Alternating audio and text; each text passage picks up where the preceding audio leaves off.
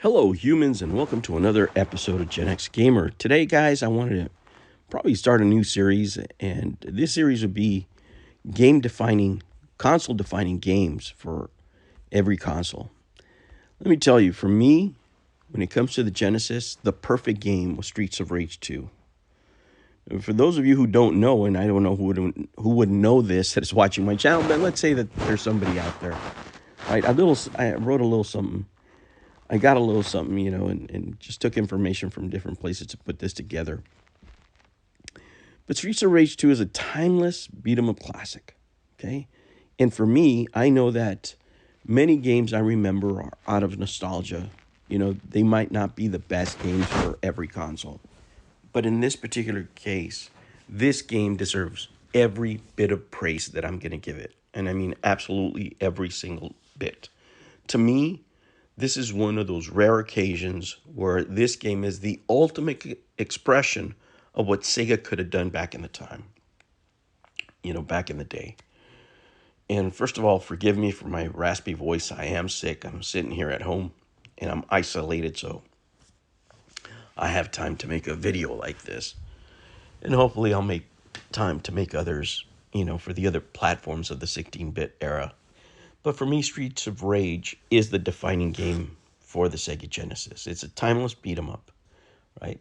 In the early 1990s, the beat 'em ups genre, they were at the height of popularity, guys, with arcade cabinets, home consoles, and just a lot of action out there. There's a lot of pixelated brawl type games when you think about it at the time.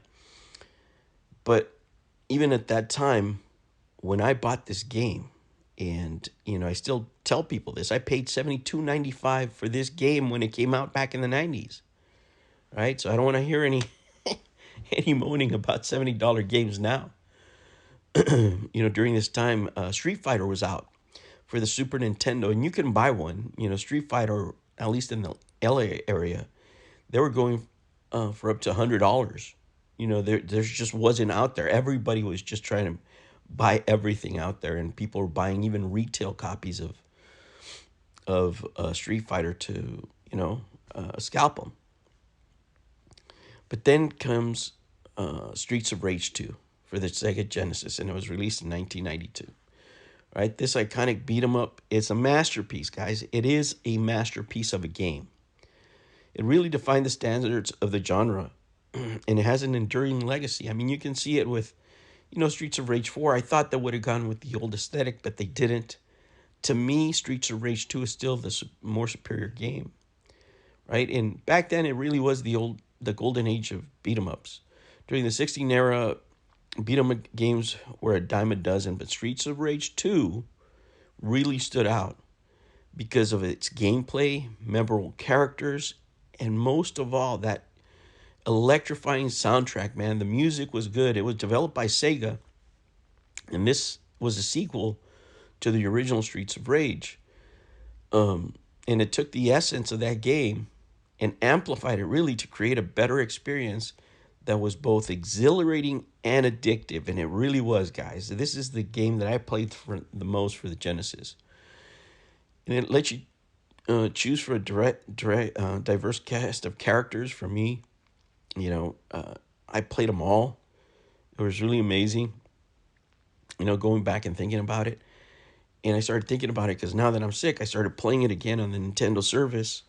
And even on the Nintendo service, which is not the best way to play it. I mean, if you can, just go get back the original console, even get a Sega Genesis 3, if you will, and play it. And nothing like original hardware, right? But, every character had their own unique styles, and the replayability was amazing on this game.